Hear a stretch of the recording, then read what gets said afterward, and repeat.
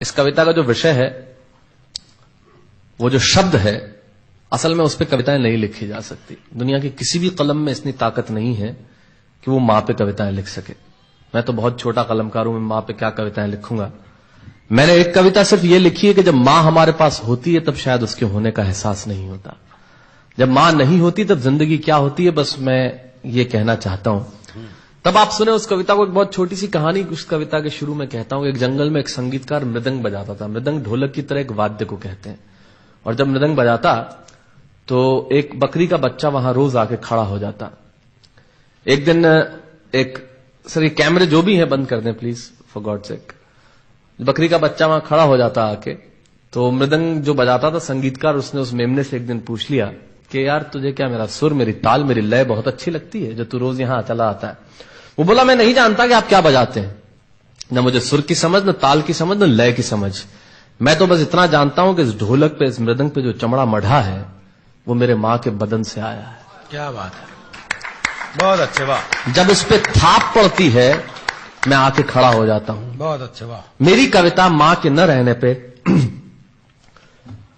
भीतर से पड़ी हुई थाप की कविता है, तब सुनाना चाहता हूं। इस कविता में अगर आपके आंसू बाहर की दुनिया की यात्रा करना चाहे तो रोकिएगा मत। अगर आपको ठीक लगे, जैसा कहता हूं जब मां नहीं होती तब जिंदगी क्या होती है। एक मुनव्वर राणा साहब का शेर उधार लेता हूं कि किसी के हिस्से में मकान आया, किसी के हिस्से में दुकान आई, मैं सबसे छोटा था, मेरे हिस्से में मां आई। क्या बात है, वाह वाह, बहुत अच्छा। तब कहता हूं कि कल जब उठकर काम पर जा रहा था तो अचानक लगा कि कोई रोक लेगा मुझे। कल जब उठकर काम पर जा रहा था तो अचानक लगा कि कोई रोक लेगा मुझे और कहेगा खड़ा खड़ा दूध मत पी, हजम नहीं होगा। मुझे लगा कोई कहेगा खड़ा खड़ा दूध मत पी, हजम नहीं होगा। 2 घड़ी सांस ले ले, अरे इतनी ठंड और कोट भूल गया, इसे भी अपने पास ले ले। मन में सोचा मां रसोई से बोली होंगी जिसके हाथों में सना आटा होगा। अगली पंक्ति के खालीपन से जुड़े और जुड़े तो मुझे बताएं। मन में सोचा मां रसोई से बोली होंगी जिसके हाथों में सना आटा होगा, और पलट के देखा तो क्या मालूम था कि वहां सिर्फ सन्नाटा होगा। पलट के देखा तो क्या मालूम था कि वहां सिर्फ सन्नाटा होगा। अरे अब हवाएं ही तो बात करती हैं मुझसे। जब कोई नहीं होता तब अंतरिक्ष बात करता है, निर्वात बात करता है, वैक्यूम बात करता है। तब कहता हूं अरे अब हवाएं ही तो बात करती है मुझसे।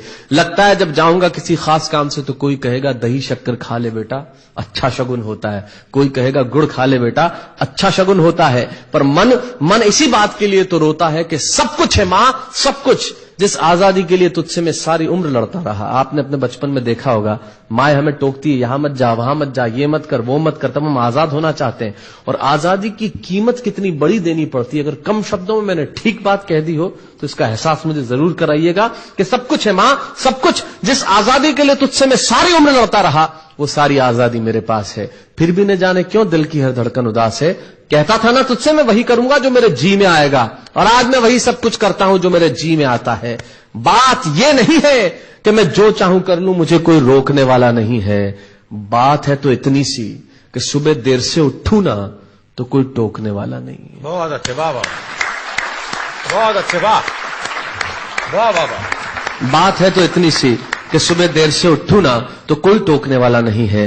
रात को देर से लौटूं तो कौन नाराज होगा भला, कौन कहेगा बार बार कि अब कहां चला। आप ही की जिंदगी के कुछ दृश्य चुराता हूं और आप ही को सौंपता हूं। रात को देर से लौटूं तो कौन नाराज होगा भला, कौन कहेगा बार बार कि अब कहां चला। दोस्तों के साथ घूमने पर उल्हाने कौन देगा, मेरे वो तमाम झूठे बहाने कौन देगा। सच कहा साहब, गम की चोटें जख्मों पे फौलाद से ज्यादा क्या होगी, और मां की दौलत दुनिया में औलाद से ज्यादा क्या होगी। तब कहना चाहता हूं कि रात को देर से लौटूं तो कौन नाराज होगा भला, कौन कहेगा बार बार कि अब कहां चला। दोस्तों के साथ घूमने पर उल्हाने कौन देगा, मेरे वो तमाम झूठे बहाने कौन देगा। कौन कहेगा कि इस उम्र में क्यों परेशान करता है। हाय राम ये लड़का क्यों नहीं सुधरता है, पैसे कहां खर्च हो जाते हैं तेरे, क्यों नहीं बताता है। सारा दिन मुझे सताता है, रात को देर से आता है, खाना गर्म करने को जागती रहूं, खिलाने को तेरे पीछे भागती रहूं, बहाती रहूं आंसू तेरे लिए, कभी कुछ सोचा है मेरे लिए।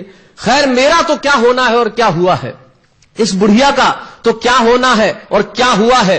तू खुश रह लेना यही दुआ है, और आज तमाम खुशियां ही खुशियां।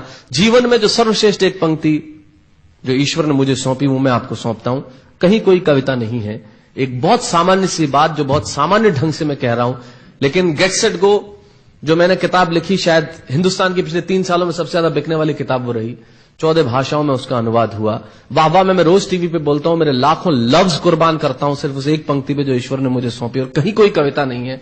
आप ही का भाव आपकी उठा को सौंपता हूं और देता हूं, और जिस विश्वास के साथ मैंने लिखा उस विश्वास के साथ आपको देता हूं कि मेरा तो क्या होना है और क्या हुआ है, इस बुढ़िया का तो क्या होना है और क्या हुआ है, तू खुश रह लेना यही दुआ है। और आज तमाम खुशियां ही खुशियां, गम ये नहीं है कि कोई ये सब खुशियां बांटने वाला होता, पर कोई तो होता जो गलतियों पे डांटने वाला होता। बहुत अच्छे, वाह वाह वाह वाह, बहुत अच्छे, वाह।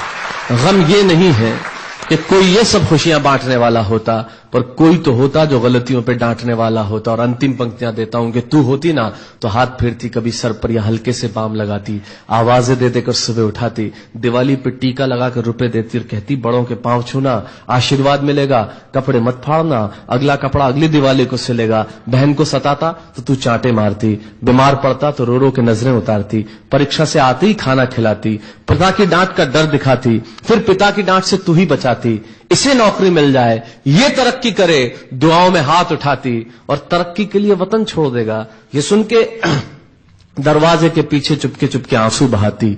सब कुछ है मां, सब कुछ, आज तरक्की की हर रेखा तेरे बेटों को छू के जाती है, पर मां हमें तेरी बहुत याद आती है। बहुत अच्छा।